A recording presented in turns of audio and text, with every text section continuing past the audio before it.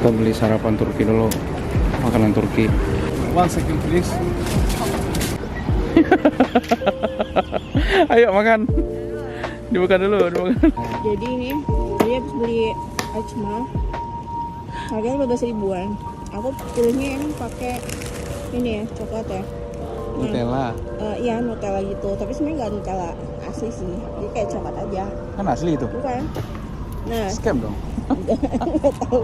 Nah terus tuh aku nggak beli simit karena kalau simit itu dia lebih keras rotinya, kayak bagel keras gitu. Aku kurang suka. Nah kalau esme ini dia lebih tipikal yang roti lembut gitu. Kenapa? Habis juga tuh. Enak. Oke, tadi